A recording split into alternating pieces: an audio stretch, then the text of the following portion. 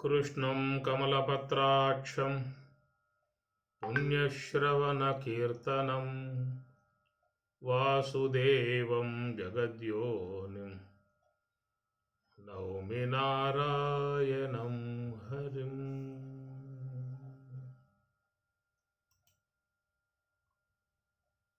अपरिमितमुलैన యజ్ఞాలు వడిజేయ ప్రపన్నులకు బుద్ధి పచరించి అపరిమితములైన యజ్ఞాలు వడిజేయ ప్రపన్నులకు బుద్ధి పచరించి తపముగ ఫల పరిత్యాగము చేయించు కపురుల గరిమల కర్మయోగి తానే తానే ఇందరి గురుడు సానబట్టిన భోగి జ్ఞానయోగి తానే తానే ఇందరి గురుడు అన్ని చేతలను బ్రహ్మార్పణ విధి చేయ మన్నించు బుద్ధులను మరుగజెప్పి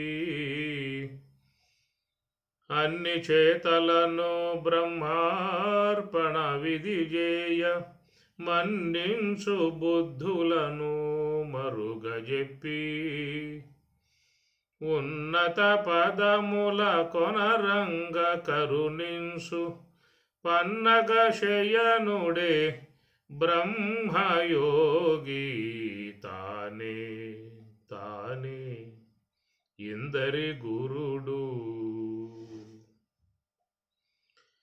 తనరగ కపిలుడై దత్తాత్రేయుడై ఘనమైన మహిమా శ్రీ వెంకటరాయుడై తనరగ కపిలుడై దత్తాత్రేయుడై ఘనమైన మహిమా శ్రీ వెంకటరాయుడై వనరగ సంసార యోగము కృపజేయు వనరగ సంసార యోగము కృపజేయు అనిమిష గతులను అభ్యాసయోగి తానే తానే ఇందరి గురుడు సానబట్టిన భోగి జ్ఞానయోగి తానే తానే ఇందరి గురుడు తానే తానే ఇందరి గురుడు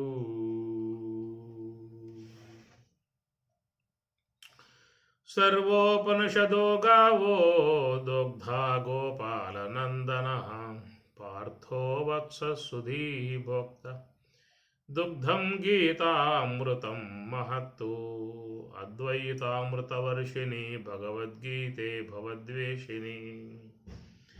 భగవద్గీత 2వ అధ్యాయము సాంఖ్యయోగము. దేహి నిత్యం అవధ్యోయం దేహే సర్వస్య భారత తస్మాత్తు సర్వాణి భూతాని నత్వం శోచితుం అర్హసి. దేహి నిత్యం అవధ్యః అయం దేహే సర్వస్య భారత. భరతవంశం పుట్టినటువంటి ఓ భారత అర్జున, సర్వస్య సమస్తమైనటువంటి ప్రాణుల యొక్క దేహమునందు ఉన్నటువంటి దేహి జీవుడు నిత్యం ఎల్లప్పుడూ కూడా అయం దేహి జీవుడు అవధ్యః వధింపదగినటువంటి వాడు కాదు, నశించేటువంటి వాడు కాడు. తస్మాత్ ఆ కారణం చేత సర్వాణి భూతాని సమస్త ప్రాణుల యొక్క విషయమై త్వం నీవు నా శోచితం అర్హసి నీవు దుఃఖింపదగదు అనే విషయముగా 30వ శ్లోకంలో స్వామి చెప్తున్న మాట. ఈ విషయమై మనం నిన్న దేహి అనేటువంటి ఆయన గురించి మనం మాట్లాడుకుంటూ దేహం గలవాడు కాబట్టి దేహి అన్నారు. శరీరం గలవాడు కాబట్టి శరీరి అన్నారు. కాబట్టి ఈ దేహానికి అనేక పేర్లు ఉన్నాయి. ఎందుకు ఇన్ని పేర్లు పెట్టారు? ఒక పేరు సరిపోతుంది కదా. దేహం అన్నారు, అర్థం అవుతుంది చాలు. దేహి అనాలా, క్షేత్రం అనాలా, కాయము, వపుహు, ఎన్ని పేర్లు ఎందుకు దేహానికి అనేది కూడా మరి సందేహం కలిగే అవకాశం ఉంటుంది. ఒక్కొక్క లక్షణాన్ని బట్టి ఆ పేర్లు పెట్టడం జరిగిందనమాట. దిహు వృద్ధే, దేహము అంటే అన్నరసేన వర్ధయతి దేహ. అన్నరసాదుల చేత వర్ధతే, వృద్ధి పొందేది కాబట్టి దేహం అనేది ఒక అర్థం. అన్నం వేస్తే పెరుగుతుంది, వేయకపోతే తరుగుతుంది. అందువల్ల ఇది అన్నమయ కోశము, అన్నమయం. అందువల్ల దీన్ని దేహము అనే మాటగా చెప్పారు. దహ్యతే ఇది దేహ, దహ్యతే దహింపబడుతుంది, అగ్ని చేత కాల్పబడుతుంది అన్నమాట. 2 రకాల అగ్నులు, ఒకటి క్షితి సంబంధమై ఉన్న అగ్ని, రెండవది కాలాగ్ని. కాలాగ్ని చేత మరి జీవితం ఉన్నంతకాలం ఆ కాలాగ్నిలో కాలిపోతుంది దేహం. కాబట్టే పుట్టినప్పుడు ఎంతో సుకుమారముగా, సౌకుమార్యముగా, ఎంతో లాలిత్యముగా, సుందరముగా, చక్కగా ఉన్నటువంటి దేహం పోయే కొద్దీ దాని ఆకారం పూర్తిగా మారిపోతూ ఉంటుంది. కాల్చి పారేస్తున్న కాలాగ్ని. ఈ జీవుడు వెళ్ళిపోయిన తర్వాత ఇక దాయాదులు చితిలో పెట్టి ఈ దేహాన్ని కాల్చేస్తారు. అందువల్ల అగ్ని చేత దగ్ధం చేయబడేది కాబట్టి ఆ దేహము దహ్యతి ఇది దేహ అని చెప్పుకొచ్చారు. అవయవై క్షీయతి ఇది కాయం, అవయవములు కలిగి ఉన్నది కాబట్టి దీన్ని కాయము అన్నారు. శరీరాన్ని కాయము అంటారు. శరీరము శ్రూహింసాయాం, వృద్ధాప్యముల చేత హింసింపబడేదిగా ఉంది కాబట్టి శరీరము అనే మాటగా వాడారు. సరే, ఏదో ఒకటి. ఈ విధంగా దేహమునందు సర్వస్య సమస్త పరముల యొక్క దేహమునందు ఉన్నటువంటి దేహి జీవుడు నిత్యం ఎల్లప్పుడూ కూడా అవధ్య, వధింపబడేటువంటి వాడు కాదు. వధ్య అని వధింపజేయటం. నా వధ్య అవధ్య, వధింపబడేవాడు కాదు, నశించేవాడు కాదనేది ఈ శ్లోకంలో చెప్పేటువంటి యొక్క అంశం. కాబట్టి ప్రకారంగా దేహం గలవాడు కాబట్టి దేహి అని. లోన ఉన్నటువంటి మరి ఎవరయ్యా దేహి అంటే మరి అవిద్య, బ్రహ్మము యొక్క ప్రతిబింబము, చిదాభాస, మరి లోన ఉన్నటువంటి చేతనము, ఇవన్నీ కలుపుకుని ఏర్పడ్డటువంటి యొక్క విధానమే దేహి అనే పదాన్ని వాడటం జరుగుతుంది. కాబట్టి దేహి అన్నప్పుడు మరి లోన ఉన్నటువంటి ఆత్మకు అర్థం కాదు, ఆత్మకు ఆ విధం చెప్పకూడదు. అది జీవుడికి మాత్రమే వర్తింపబడేటువంటి దేహి అని చెప్పని. కనుక ఆ దేహమును రంజింపజేస్తూ ఉన్నాడు. అందువల్ల ఆయన్ని పురంజనుడని కూడా చెప్తారు. మనకి పురంజనోపాఖ్యానం అని భాగవతంలో ఒక అంశం వస్తుంది. పురంజనుడు, పురము అంటే దేహం. పురి శరీరే శేతయితి పురుష అని. పురం నవద్వారే పురే దేహే, నవద్వారాలు కలిగి ఉన్న పురం ఇది. ఆ పురములో ఉన్నటువంటి జీవుడు పురంజనుడు అని చెప్పి అన్నారు. పురాన్ని రంజింపజేస్తూ ఉంటాడు. అనగా ఆ పురము ద్వారా ఆయన అనేకటువంటి విషయాలని ఆస్వాదిస్తూ ఉంటాడు. సమస్త భోగాలను భోగిస్తూ ఉంటాడు. సమస్త విషయాలని శీలిస్తూ ఉంటాడు. సమస్త వ్యవహారం అంతా కూడా కొనసాగించుకుంటూ ఉంటాడు. ఈ ప్రకారంగా లోన ఉన్నటువంటి రంజకుడై ఆనందపడేవాడు, సంతోషపడేటువంటి వాడు, ఉప్పొంగిపోయేవాడు, ఇవన్నీ కూడా ఉన్నటువంటిది లోపల ఉన్నటువంటి జీవుడు అని చెప్పేసి అని ఆయన్ని పురంజనుడుగా చెప్పేటువంటి ఒక మాట.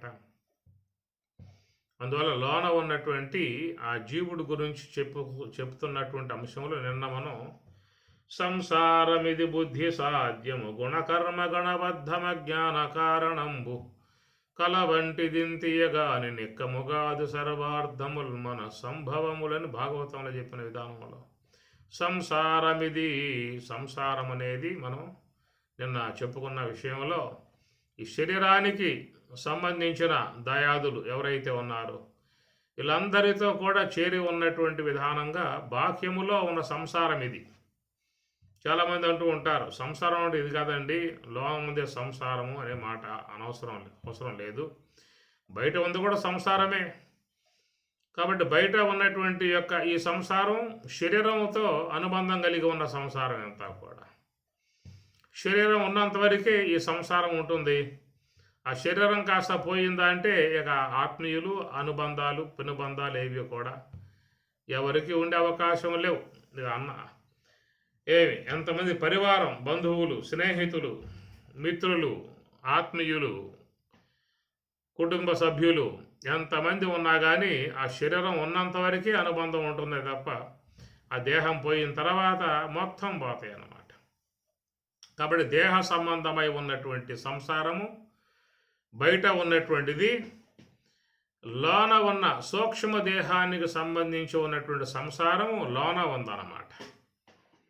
2 దేహాలు ఉన్నాయని చెప్పుకుంటున్నాం కదా, ఒకటి పార్థివ దేహం, ఒకటేమో సూక్ష్మ దేహం. 2 దేహాలు.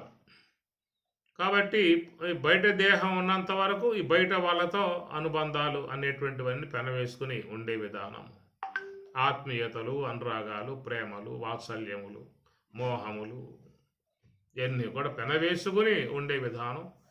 ఈ స్థూల దేహ పరిధిలో ఉన్నటువంటి ఆ స్థూల దేహం పోయిందా అంటే ఈ మొత్తం పోతాయి. ఇక లోన ఉన్న సూక్ష్మ దేహం, దాంతో అనుబంధం కలిగి ఉన్నటువంటి అక్కడ మళ్ళా అన్నీ కూడా సంబంధాలు సూక్ష్మ దేహంతో ఉన్నాయి. అక్కడ జ్ఞానేంద్రియములు, కర్మేంద్రియములు, అంతరేంద్రియములు, మరి గుణాలు, దైవీ గుణాలు, ఆసురీ గుణాలు, అనేక జన్మలుగా సంపాదించుకున్నటువంటి కర్మవాసనలు, ఇవన్నీ కూడా సూక్ష్మదేహంతో అనుబంధం చేరి ఉన్నటువంటివి. సూక్ష్మదేహం ఉన్నంతకాలం ఇవన్నీ ఉంటాయి. ఎట్లయితే మనం చెప్పుకున్నట్లుగా స్థూల దేహం ఉన్నంతకాలం ఇవైతే ఎట్లా ఉన్నాయో సూక్ష్మదేహం ఉన్నంతకాలం ఆ సంసారం ఉంటుంది. స్థూల దేహం ఉన్నంతకాలం ఈ సంసారాదులు ఉంటాయి. కాబట్టి ప్రకారముగా మరి ఈ యొక్క జీవుడు సంసారి అనే మాట వాడారు, దేహి అనే మాట కాకుండా వాడిని సంసారి అన్నారు.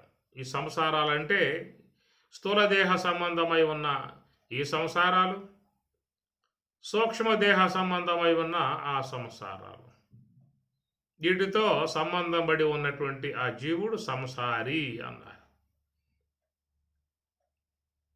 అందువల్ల మరి ఈ సూక్ష్మదేహం ఎప్పుడు పోతుంది?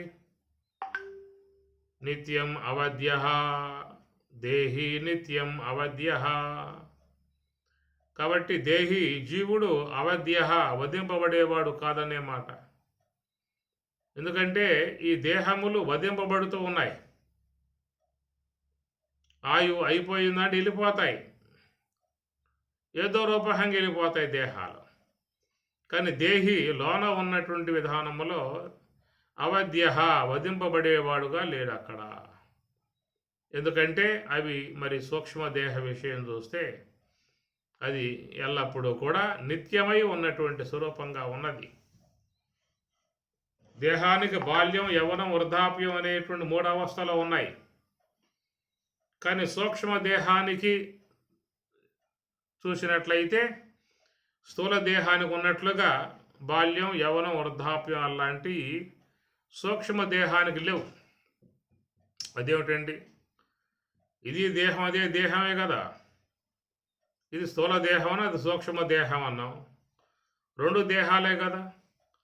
2 దేహాలని చెప్పి అన్నప్పుడు దీనికి ఎట్లయితే బాల్యం, యవ్వనం, వృద్ధాప్యం ఉన్నదో అట్లా సూక్ష్మ దేహానికి కూడా బాల్యం, యవ్వనం, వృద్ధాప్యం ఉండాలి కదా. మరి ఆ దేహానికి లేకుండా ఉండటం కారణం ఏంటి? ఈ దేహానికి ఉండటం లాగాల కారణం ఏమిటి అని చెప్పి అన్నట్లయితే మరి ఆ సూక్ష్మ దేహం యొక్క విషయంలో ఈ బాల్య, యవ్వన, వృద్ధాప్య అనేటువంటి దశలు అక్కడ చెప్పిన విధానము కాదు. కేవలం స్థూలదేహ పరిధిలో మాత్రమే ఉన్నాయి.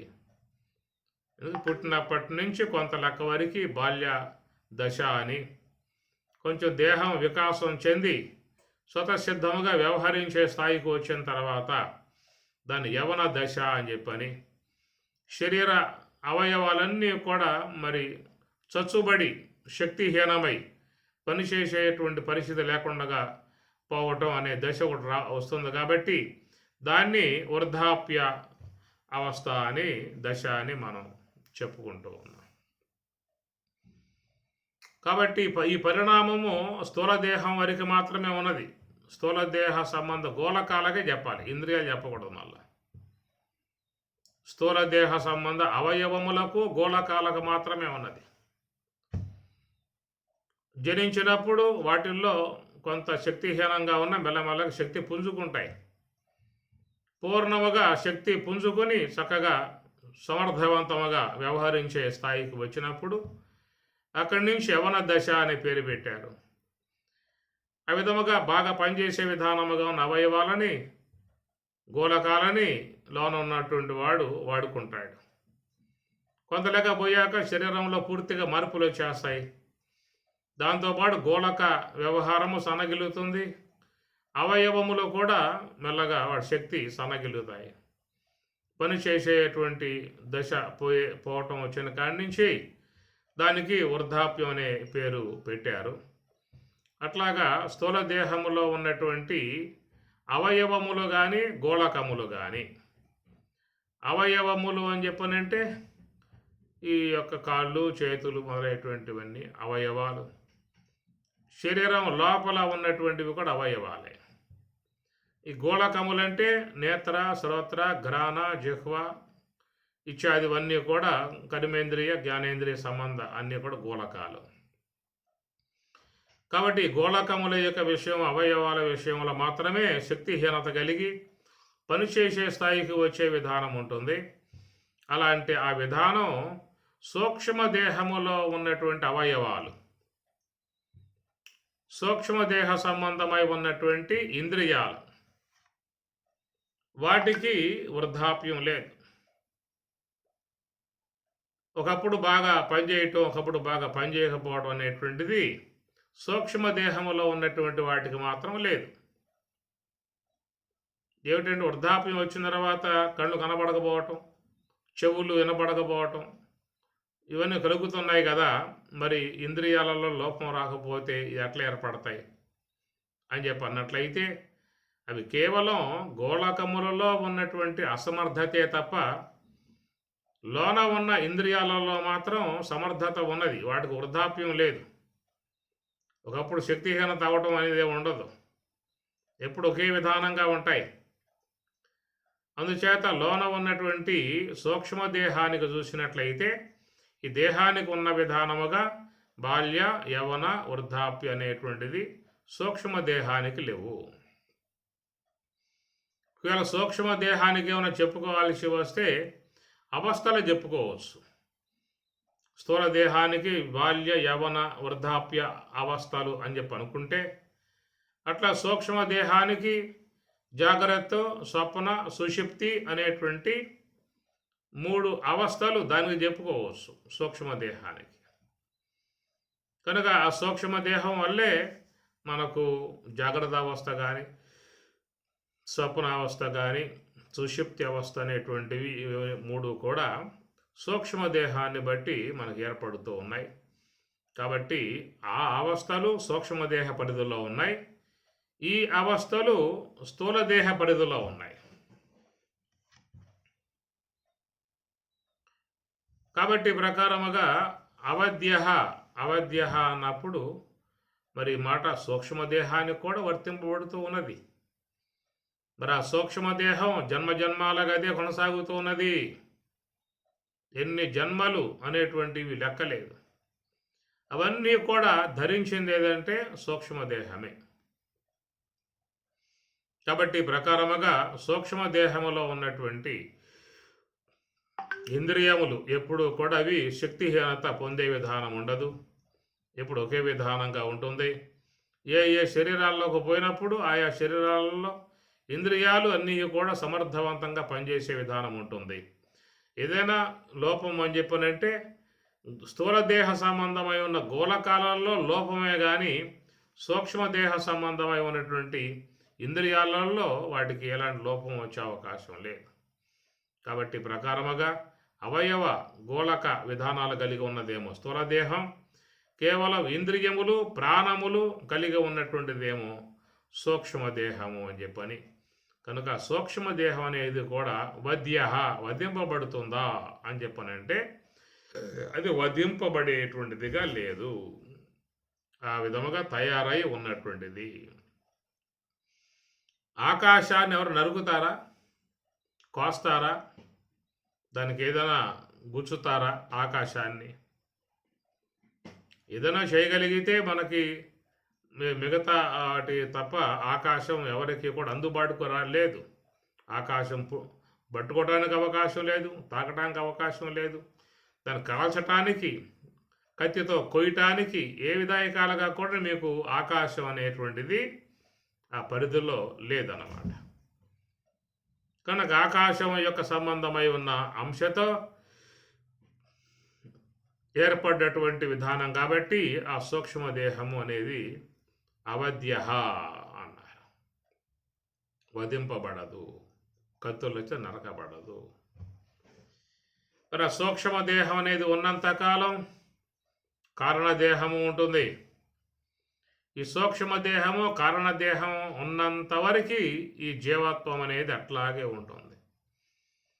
ఆ విధముగా ఆ జీవత్వముతో ఉన్నటువంటి అతడే మరి దేహి అనబడేటువంటి విధానము.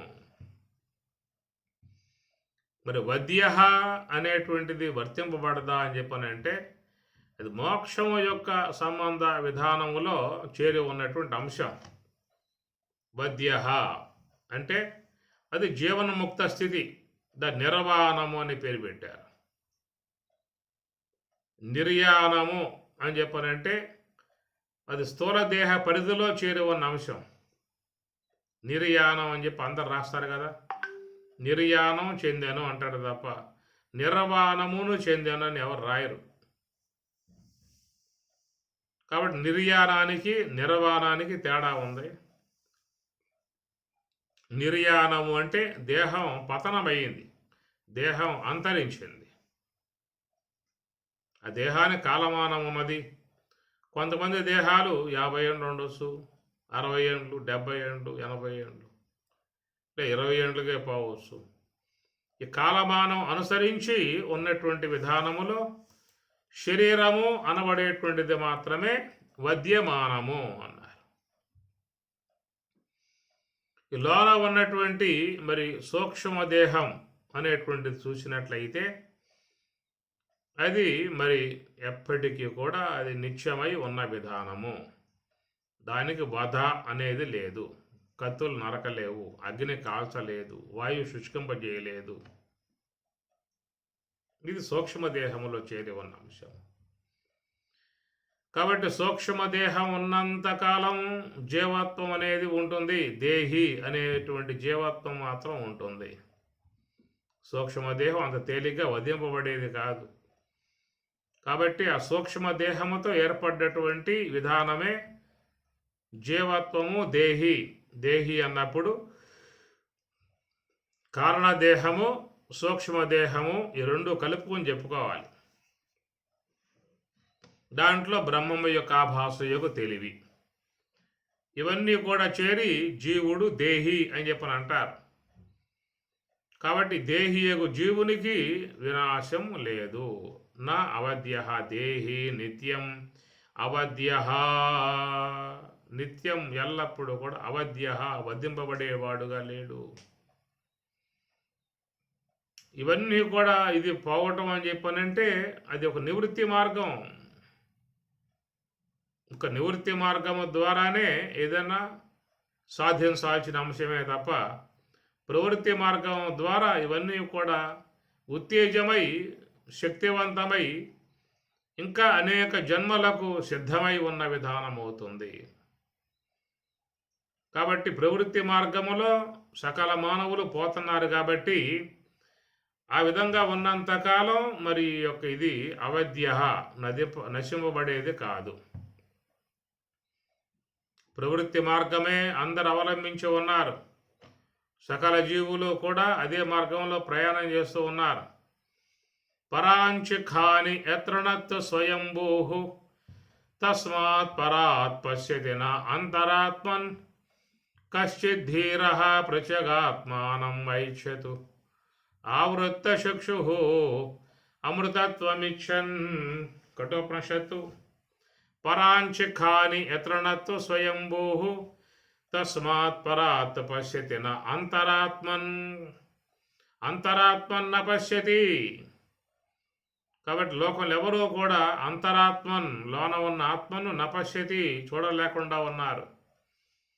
కారణం ఏంటంటే పరాంచిఖాని ఎత్రణత్ స్వయంభూ, సమస్త మానవుల ఇంద్రియాలు బయటికి పోయేవిగా ఉన్నాయి కాబట్టి ఆ విధంగా ఉండటం కారణంగా వాళ్ళు బయటికి పోవటమే తప్ప ఇంకా జీవాత్వాన్ని పెంపొందింపజేసుకోవటమే కానీ అది నశింపబడే విధానం లేదు. కనుక దేహి నిత్యం అవధ్య అడు నిత్యుడై సత్యుడై స్థిరుడై ఉన్న విధానముగా మనం ఆ జీవాత్వాన్ని ఇంకా ఎక్కువ శాతంగా పెంపొందింపజేసుకునే విధానంగా మన వ్యవహారము కలిగి ఉన్నది.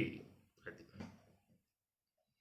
కాబట్టి ఈ ప్రకారముగా మరి లోన ఉన్నటువంటి ఆ దేహి జీవుడు నిత్యుడై ఉన్నాడు కాబట్టి ఏదైనా పోవటం అని చెప్పినట్టే స్థూల దేహం పోతుంది కనుక ఈ స్థూల దేహం పోవటాన్ని నిర్యాణం అనేదిగా పేరు నామకరణం చేశారు. లభంతే బ్రహ్మ నిర్వాణం ఋషయః క్షీణ కల్మషాః. ఋషులు క్షీణ కల్మషాః. కాబట్టి వారి యొక్క మార్గం వేరై ఉన్నది. వారి యొక్క పోయే మార్గమే నివృత్తి మార్గం.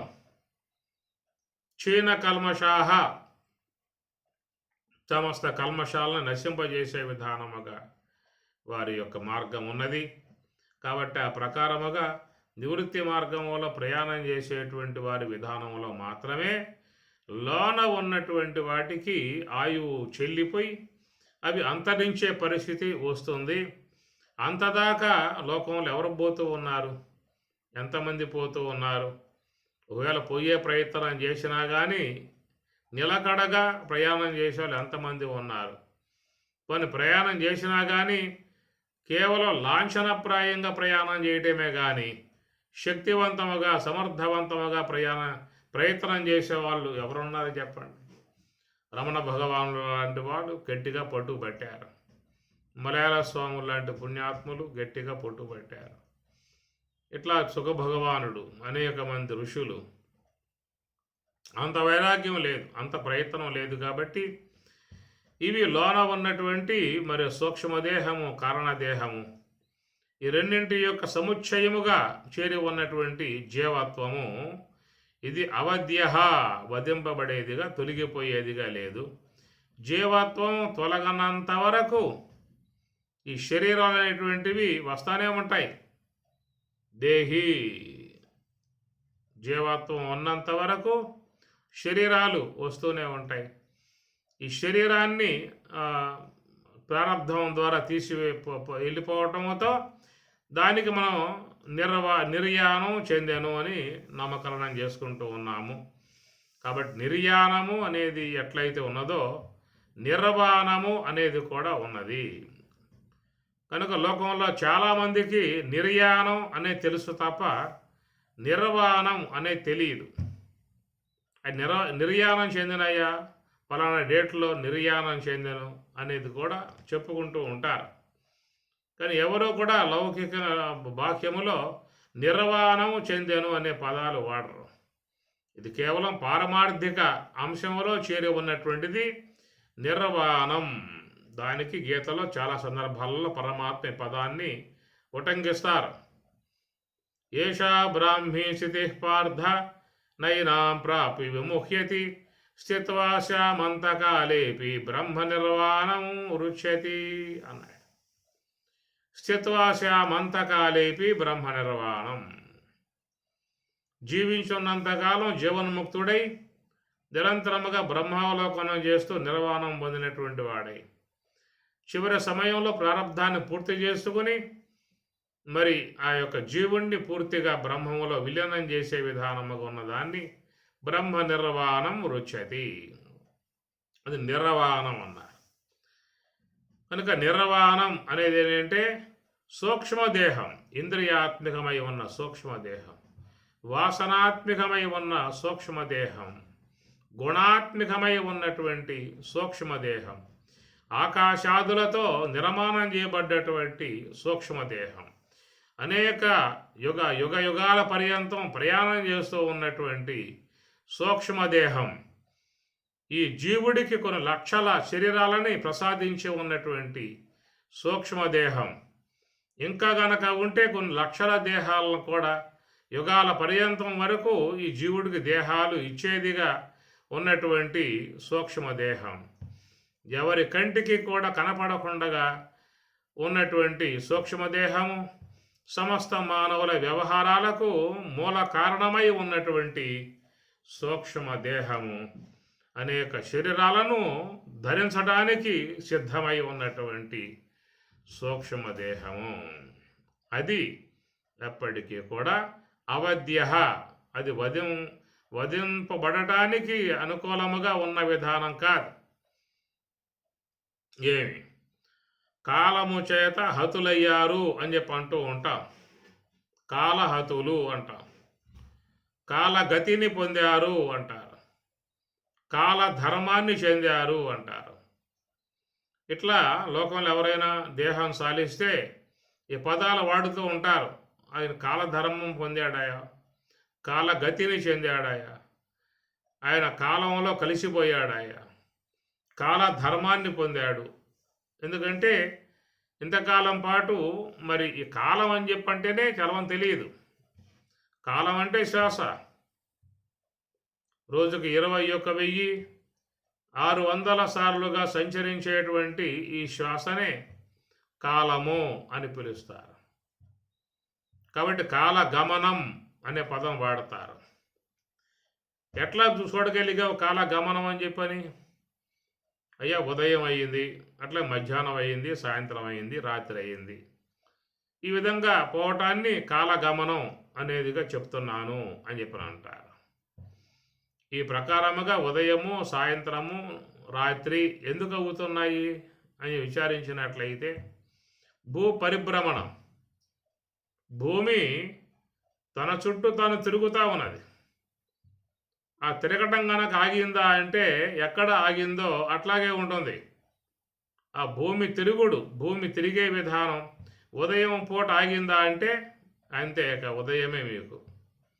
మధ్యాహ్నం పూట ఆగిందా అంటే మీకు మధ్యాహ్నం ఎంతకాలమైనా మధ్యాహ్నమే. పోనీ రాత్రి పూట అట్లా ఆగిపోయిందా అంటే అంతే సంగతి లేక. అందువల్ల భూ పరిభ్రమణాన్ని బట్టి మనకు ఉదయము, మధ్యాహ్నం అని, సాయంత్రం అని, రాత్రి అని, పగలని ఇట్లా వస్తూ ఉన్నాయి. అయితే కాలగమనము అని చెప్పనంటే మన శరీరాలని ఎల్లవేళలా మార్పులు చెందింపజేస్తూ చివరికి ఆ శరీరాన్ని శిథిలం చేసి మృత్యు గుహలో తోసివేసే విధానముగా ఉన్నటువంటి శ్వాస కాలం, కాల స్వరూపముగా చెప్పాల్సి వస్తే అందరి శరీరాలలో ఈ శ్వాస ఉన్నది. ప్రతి శరీరం మార్పుకు కారణం ఈ శ్వాసే. ఈ శ్వాస గమనం అనుసరించే శరీరంలో అన్ని మార్పులు కూడా వస్తూ ఉన్నాయి. అందువల్ల కాలము అని అన్నప్పుడు రోజుకు 21,600గా సంచరించేటువంటి ఈ శ్వాస అనేటువంటిది అందరి శరీరాలకి కూడా కాలస్వరూపమై ఉన్నది. అందువల్ల ఆ గమనం కాలగమనం, శ్వాస గమనమే కాలగమనం. ఆ గమనం కారణంగానే మన శరీరాలన్నీ కూడా మార్పులు చెందుతూ ఉన్నాయి. బ్రహ్మజ్ఞానులు ధ్యానములో ఉంటారు. వాళ్ళు ఎంతవరకు ఆ ధ్యానంలో అట్లాగే ఉండిపోతారో వాళ్ళ శరీరంలో ఏ మార్పు రాదు. ఎందువల్ల అంటే ఆ కాలంగా ఉన్నటువంటి కాలగమనముగా ఉన్నటువంటి శ్వాస యోగ సమాధిలో ఆగిపోయింది కాబట్టి ఇక శరీరంలో కాల గమనము లేదు. కాబట్టి అందువల్ల ఆ శరీరంలో ఎలాంటి మార్పులు జరగవేక. మళ్ళా శ్వాస గమనం ఆరంభమయ్యిందా అంటే మళ్ళా శరీరంలో మార్పులు సహజంగా వచ్చేస్తూ ఉంటాయి. కాబట్టి ఇక్కడ కాల గమనం అనే చెప్పినప్పుడు మన శరీరంలో జరుగుతున్నటువంటి ఏ శ్వాస అయితే ఉన్నదో ఆ శ్వాస గమనమే కాలగమనం. కాలాంతకులు అంటారు మన వాళ్ళు. కాలాంతకులు అంటే ఎవరు? బ్రహ్మజ్ఞానులు. ఎక్కడైతే శ్వాస అనబడేటువంటి కాలం అంతమైందో, ఆగిపోయిందో వారిని కాలాంతకులు అంటారు. మనం ఈ పదాలు లోకంలో వ్యవహారంలో వాడుకుంటూ ఉన్నాం. ఒక్కొక్క సన్నివేశాన్ని బట్టి, సందర్భాన్ని బట్టి ఈ పదాలు వాడుకుంటున్నారు. కానీ ఆ పదము యొక్క పారమార్థికముగా అర్థం చూసినట్లయితే కాలాంతకులు అంటే కాలాన్ని ధ్యానం ద్వారా బ్రహ్మములో లయింపజేశారు.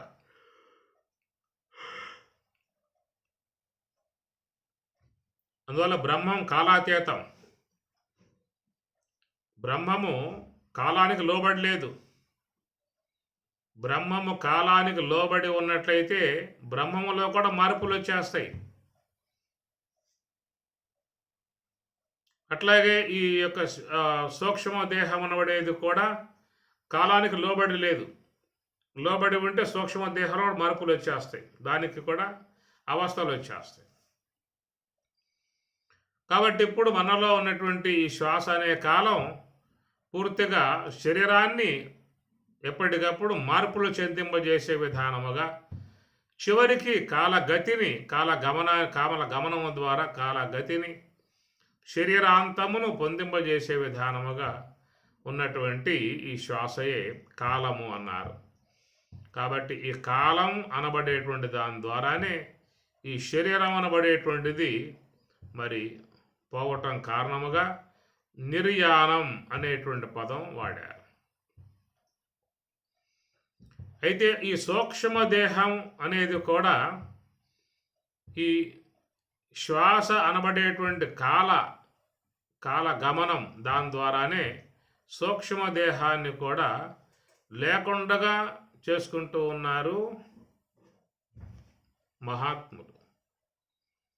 ఎట్లా అంటే ధ్యానం అనబడేది ఏంటి? శ్వాసను గమనించుట. ఈ శ్వాసను గమనించుట అనేటువంటి ఆ విధానం ప్రారంభించినప్పుడు ఇక ఆ యొక్క శ్వాస అనబడేటువంటిది పూర్తిగా తన ఉనికి లేకుండా చేసుకునే విధానం ఏర్పడుతుంది. ఆ శ్వాస అనేది పూర్తిగా బ్రహ్మములో లయమైపోతుంది. అకాలము అన్నారు, అకాల మృత్యుహరణం అన్నారు. కాబట్టి కాలము అనేది ధ్యానము ద్వారా ఎప్పుడైతే బ్రహ్మములో విలీనం చేయబడుతుందో దాని ద్వారా ఈ యొక్క సూక్ష్మ దేహము అనబడేది కూడా అంతమొందుతుంది. సూక్ష్మదేహము మరి జ్ఞానాగ్నిలో దగ్ధం చేయబడుతుంది. యథైధాంసి సమిద్ధోగ్ని భస్మసాత్ కురుతేర్జున జ్ఞానాగ్ని సర్వకర్మాణి భస్మసాత్ అన్నాడు. కాబట్టి ఆ యొక్క ధ్యానములో ఈ శ్వాస అనేది పూర్తిగా బ్రహ్మములో లీనం కావటం అనేది, ఈ సూక్ష్మ దేహం అనేది అక్కడ పూర్తిగా జ్ఞానాగ్నిలో అది కాలిపోతుంది. అక్కడ జ్ఞానాగ్నిలో సూక్ష్మదేహం కాలిపోతుంది, ఇక్కడ కాలాగ్నిలో స్థూల దేహం కాలిపోతుంది. అందుచేత మరి ఈ యొక్క మనలో సంచరించేటువంటి యొక్క శ్వాస అయితే ఉన్నదో ఆ శ్వాస అనేటువంటిది రెండు వైపులా గమనం కలిగి ఉన్నది. రెండు వైపులా గమనం కలిగి ఉన్నది. ఇటు యహం వైపుకి గమనం కలిగి ఉన్నది, అటు పరం వరకు కూడా గమనం కలిగి ఉన్నది. కొంచెం సూక్ష్మంగా విచారించుకోవాల్సిన అంశాలు, మనస్సు పెడితే తప్ప అర్థం కానటువంటి విషయాలు ఇవి. ఈ ప్రకారంగా మరి బహిర్ముఖముగా సమస్త లోకములు అందరూ కూడా పోతూ ఉన్నారు. ఈ బహిర్ముఖంగా పోయేటువంటి వారికి ఈ శ్వాస అనేది అనుక్షణం ఆయువు తరిగింపజేసి చివరికి శరీరాన్ని మృత్యుగుహలోకి తోసిపారేస్తూ ఉంది. అదే మహాత్ములు నివృత్తి మార్గము ద్వారా హంస యొక్క ఆశ్రయం ద్వారా మరి ఆ యొక్క హంసను వారు బ్రహ్మములో విలీనం చేస్తూ ఉన్నారు, బ్రహ్మములో లయింపజేస్తూ ఉన్నారు. సకల మానవుల శరీరాలు నిరంతరంగా రోజుకి 600 సంచరిస్తూ ఈ శరీరాన్ని మరి ఆ యొక్క కాలాగ్ని చేత దగ్ధం చేయబడుతూ చివరికి మృత్యువు యొక్క గుహలోకి తోసిపారేస్తూ ఉంది ఈ కాలం అనేటువంటి శ్వాస. అట్టి ఆ శ్వాసను మహాత్ములు ధ్యానము ద్వారా యోగ సమాధి అనబడేటువంటి దాని యందు ఆ యొక్క శ్వాసను, కాలం అనే శ్వాసను బ్రహ్మములో వాళ్ళు తోసిపారేస్తున్నారు, లయింపజేస్తూ ఉన్నారు. ఏషా బ్రాహ్మీ స్థితి పార్థ నయనాం ప్రాప్య విముహ్యతి స్థిత్వా శ్యాం అంతకాలేపి బ్రహ్మ నిర్వాణం అన్నాడు. అంతకాలేపి, అంతకాలము చేత బ్రహ్మ నిర్వాణం. అంతకాలం అని చెప్పనంటే ఎక్కడైతే శ్వాస అనబడేది బ్రహ్మములో లయమైపోతుందో దానిని అంతకాలం అంటారు. శ్వాస లయమైపోయే దానిని అంతకాలం. కాబట్టి వాళ్ళని కాలాంతకులు అనే మాట వాడటం జరుగుతుంది. దీన్ని కూడా మనకి పారమార్థికంలో చేరి ఉన్న అంశాలు. ఈ ప్రకారముగా మరి ఆ యొక్క సూక్ష్మ దేహం అనేది కూడా ఎప్పుడయ్యా దానికి వధింపబడటము అని చెప్పనంటే ఎవరైతే ఈ శ్వాసను ధ్యానము ద్వారా బ్రహ్మములో విలీనం చేస్తారో అట్టి వారికి మాత్రమే ఈ సూక్ష్మదేహం అనేటువంటిది అది వధింపబడుతుంది. కారణదేహము అనేది కూడా వధింపబడుతుంది. మరి ఆ మార్గంగా ప్రయాణం చేయాలి కదా. ఎంతమంది చేసే అవకాశం ఉన్నది? చేసేవాళ్ళు కూడా పూర్తిగా పరిపూర్ణ స్థాయి చేరేంతవరకు నిలకడగా ఉండేటువంటి వాళ్ళు ఎవరు ఈ విధానంగా లేరు. కాబట్టి ప్రశ్నార్థకమై ఉన్నటువంటి అంశం, ప్రశ్నార్థకమై ఉన్నటువంటి యొక్క అంశం. కాబట్టి ఆ ప్రయాణం చేయటం, ఆ ప్రయాణంలో మార్గంలో పోవటం అని చెప్పినంటే కూడా చాలా సంకులమై ఉన్నటువంటి యొక్క అంశం. క్లేశోధికతరస్తేషాం అవ్యక్తాసక్త చేతసాం అవ్యక్త హి గతి దుఃఖం అని పరమాత్మ కూడా చెబుతూ ఉన్నాడు. అవ్యక్త హి గతి అనగా మనస్సుని అంతర్ముఖము చేసి శ్వాస యొక్క ఆశ్రయం ద్వారా ఈ మనస్సుని శ్వాసను రెండు కూడా బ్రహ్మములో విలీనం చేసేటువంటి కాలాంతక విధానం చేసేది కూడా కనుక అంత తేలిగ్గా ఎవరికి కూడా అందుబాటుగా లేదు. క్లేశ అధికతర తేషాం అవ్యక్తాసక్త చేతసాం అవ్యక్త హి గతి దుఃఖం దేహవద్భి అవాప్యతే. దేహాభిమానం కలిగి ఉన్నారు, లోకాభిమానం కలిగి ఉన్నారు, దారేషణ ధనేషణ పుత్రేషణాదులతో చేరి ఉన్నారు. ఇన్నింటితో ముడిపడి ఉన్నటువంటి వారు అవి తెగదెంపులు చేసుకొని లోనకు పోవటం అంటే అంత తేలికైనటువంటి విషయం కాదు. కాబట్టి ఈ ప్రకారముగా మరి అవ్యక్త ఆసక్త చేతసాం అవ్యక్త తత్వమునందు ఆసక్తి కలిగి ఉన్నటువంటి వారికి క్లేశ క్లేశం అధికతరము అన్నారు. ఈ ప్రకారముగా ఉన్న అంశము కాబట్టి మరి లోన ఉన్నటువంటి ఇంద్రియాత్మికమై ఉన్నటువంటి సూక్ష్మదేహ విషయము అవధ్య. ఇక దానికి కారణమై ఉన్నటువంటి కారణదేహము అది కూడా అవధ్య అట్లాగే ఉన్నది. వధ్య అనేది రావాలంటే యొక్క దేహం అనేది దాని విషయంలో మాత్రము వధ్య అన్నారు. దేహి నిత్యం అవధ్య అని చెప్పననే మాట. దేహే ఈ దేహం యొక్క విషయంలో మాత్రమే వధ్యింపబడటము. ఈ ఒక్క అంశముకే ఉందా తప్ప లోన ఉన్నటువంటి సూక్ష్మ దేహ విషయం చూస్తే అది చాలా కాలం పాటు అది ప్రయాణం చేసేదిగా జీవుడికి అనేక దేహాలు ప్రసాదించేదిగా ఉన్నటువంటి సూక్ష్మ దేహము, ఇంకా దాని అవతల ఉన్నటువంటి కారణ దేహం, అది కూడా జన్మ పరంపరలకు హేతువుగా ఉన్నటువంటిది కారణదేహము. ఇవన్నీ కూడా చూసినట్లయితే మరి వద్య అనేటువంటి ఆ పదం వీటికి ఏమన్నా వర్తింపబడుతుందా అని చెప్పని అన్నట్లయితే అంత తేలిగ్గా లేదయ్యా అన్నారు. అది చాలా ప్రయాణం, చాలా ప్రయాసతో చేరి ఉన్న అంశము. బహూనాం జన్మనాం అంతే జ్ఞానవాన్ మాం ప్రపద్యతే వాసుదేవ సర్వం విధి సహ మహాత్మా సుదుర్లభ అని కూడా స్వామి చెబుతున్నమాట. వాసుదేవ సర్వం సహ మహాత్మా సుదుర్లభ బహూనాం జన్మనాం అంతే. ఇవన్నీ ఎందుకు వాడటం అంటే లోన ఉన్నటువంటి అట్లా ఉన్నాయి. సూక్ష్మదేహం ఆ ప్రకారంగా ఉంది, కారణదేహం ఆ ప్రకారంగా ఉన్నది. ఈ రెండు ఉన్నంతకాలం మరి ఆ జీవాత్వం అనేది కూడా లోపల ఆ విధంగా జీవుడు ఉంటాడు, ఉండాలి. జీవుడు ఉండక తప్పదు. స్థూల దేహాన్ని వధించనిదే, కారణదేహాన్ని వధించనిదే ఆ యొక్క జీవుడుగా ఉన్నటువంటి తనకు విముక్తి లేదు.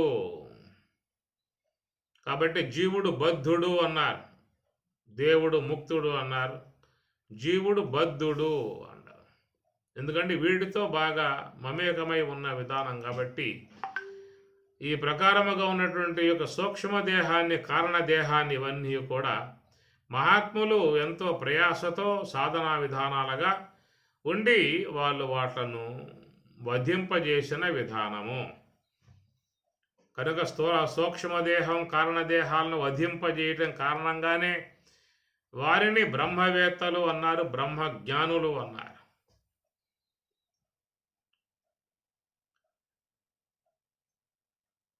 ఏ మహాత్మునాశ్రయించి శరీరాది సంఘకోటి నెల్ల సంహరించి ప్రాభవమున మునులు పార మహాత్మ్యమును బంది తిరిగి రాక యుందురెలమి అంటుంది భాగవతం. ఏ మహాత్మునాశ్రయించి శరీరాది సంఘకోటి నెల్ల సంహరించి, సామాన్య విషయం కాదు. శరీరాది సంఘకోటి నెల్ల సంహరించి, శరీరాది అంటే మరి స్థూలదేహం, సూక్ష్మదేహం, కారణదేహం మూడు తీసుకోవాలి. కాబట్టి ఇక్కడ మరి బ్రహ్మజ్ఞాన విధానములో సూక్ష్మదేహాన్ని వధింపజేస్తున్నాడా అని చెప్పనంటే మరి లోన ఉన్నటువంటి వాటిని వధింపజేసుకోవటం ఆయన కర్తవ్యమై ఉన్నది. తిరిగి మరలా జన్మలకు రాకూడదు, మళ్ళీ ఈ భవసాగరంలో మునక్కూడదు అనేటువంటి ఒక అపేక్ష ఉన్నటువంటి వాడు తీవ్ర ప్రయత్నం చేస్తాడు. అతడు సతు దీర్ఘకాల నైరంతర్య సత్కార సేవిత దృఢభూమి అని పతంజలి.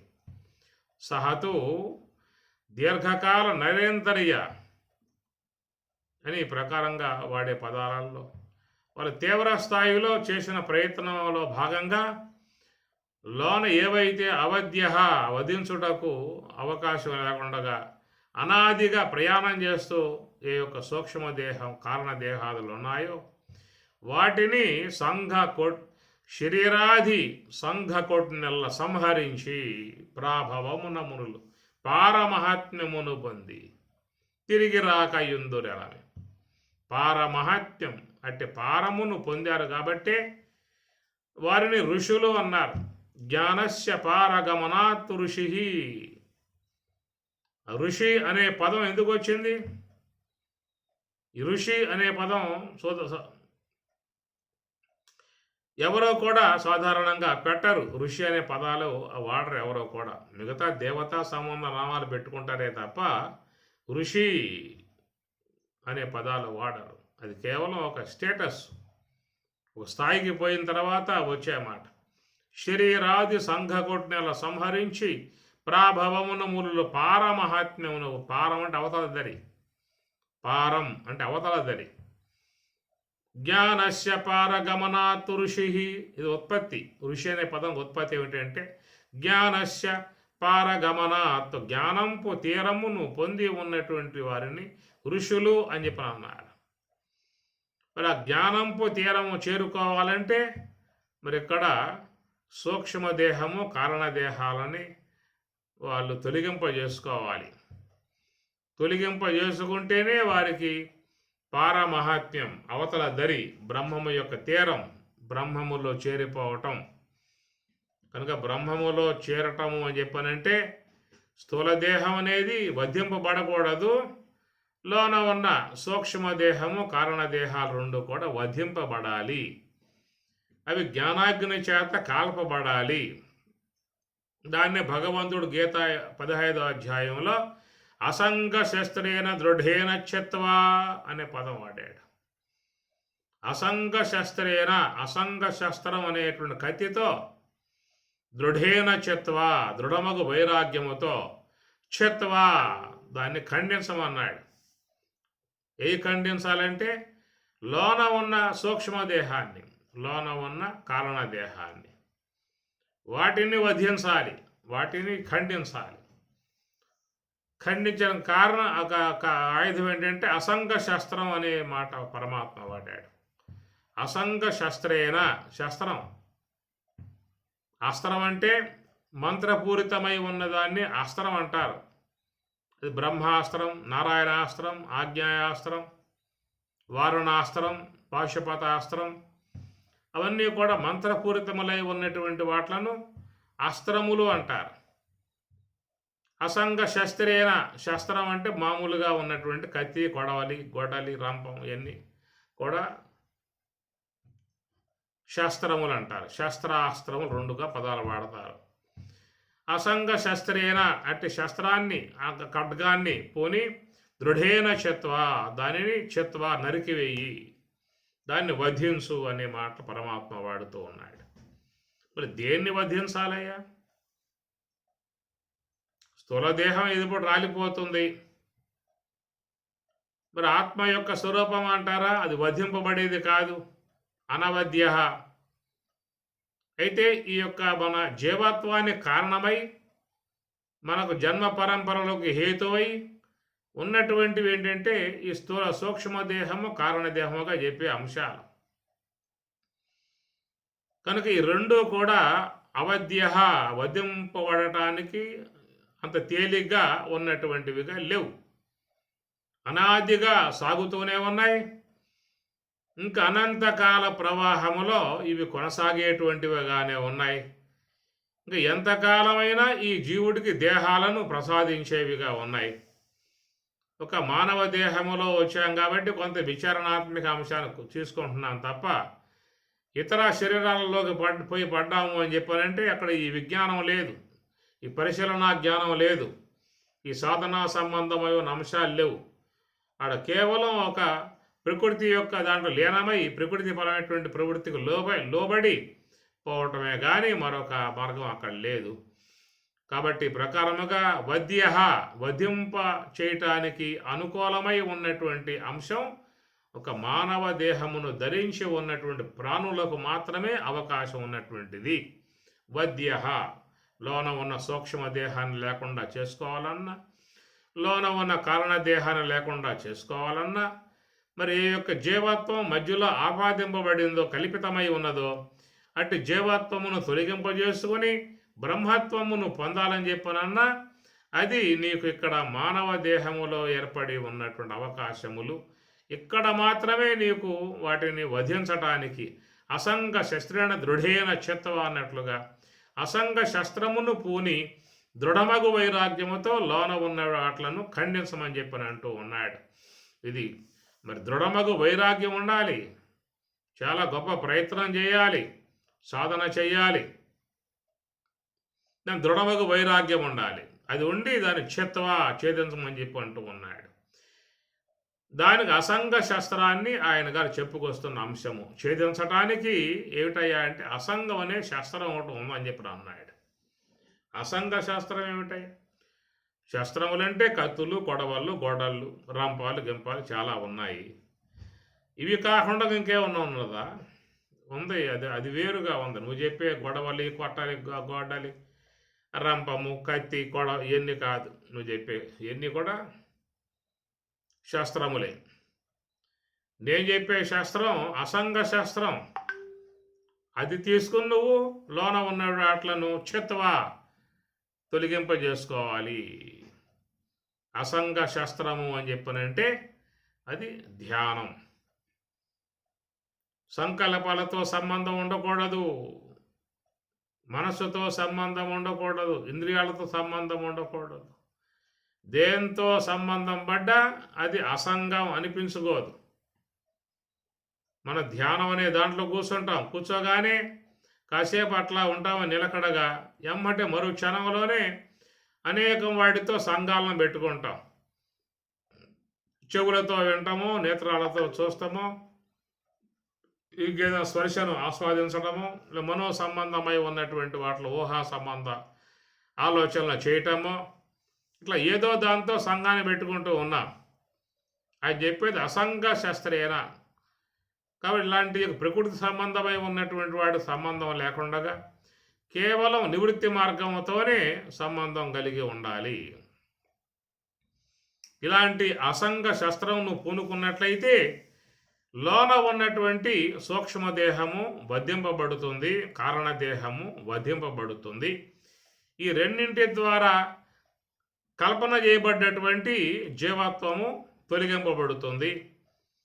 ఎప్పుడు జీవత్వం తొలగిపోయిందో జీవో బ్రహ్మైవ నాపరహ, జీవుడు బ్రహ్మమై కూర్చుంటాడు. జీవుడు బ్రహ్మమే. మరి ఎంతో ఎప్పుడు బ్రహ్మము అని చెప్పనంటే మరి ఆ జీవత్వమునకు హేతువై ఉన్నటువంటి ఏవైతే కారణదేహ సూక్ష్మదేహాలు లాంటివి ఉన్నాయో అవి ఉన్నంత వరకు జీవునికి విముక్తి లేదు, బ్రహ్మైక్య భావన లేదు. మరి అలా ఆ విధముగా ఉన్నటువంటి ఆ సూక్ష్మదేహం అనే కర్మవాసనలతో నిండి ఉన్న సూక్ష్మదేహం, అనాదిగా మూలా విద్యగా ఉన్నటువంటి అంధకారమై ఉన్నటువంటి కారణదేహం, ఈ రెండు కూడా అంత తేలిగ్గా తొలగిపోయేవిగా లేవు. కాబట్టి ఈ జీవునికి అనేక దేహాలను ప్రసాదింపబడే విధానముగానే ఈ యొక్క అనంతకాల గమనములో అందరూ కూడా మరి అనేక దేహాలు ధరించటానికి సిద్ధమై ఉన్నటువంటి జీవులు, సిద్ధమై ఉన్నటువంటి ప్రాణులు. ఇక ఈ తనువు నుంచి కనుక నిష్క్రమించి బయటికి పోయాము అంటే ఇక ఆ తర్వాత వచ్చే పరిణామంలో మరి ఏ ఏ శరీరాలో ఆయా శరీరాలలో నీకు ఎలాంటి సదుపాయాలు లేవేక. జ్ఞానాగ్నిచే కాల్చి వేయాలి అనే మాటలు గీతలో వస్తూ ఉన్నాయి కదా. అసంగ శాస్త్రం ద్వారా చిత్వ నరికివేయి అని చెప్పిన మాటలు వస్తున్నాయి కదా. ఇవన్నీ కూడా మీకు చూస్తే ఇక ఇతర యొక్క మార్గాలు దేహాల్లో పోయిన తర్వాత అవకాశాలు లేవు. జ్ఞానప్లవేన, జ్ఞానప్లవ, జ్ఞాన నావ ద్వారా నువ్వు దాటవచ్చు అనే మాట ఒకసాట. జ్ఞానదగ్ధకరమానం, జ్ఞానాగ్నిలో కాలిసివేయి అనే మాట.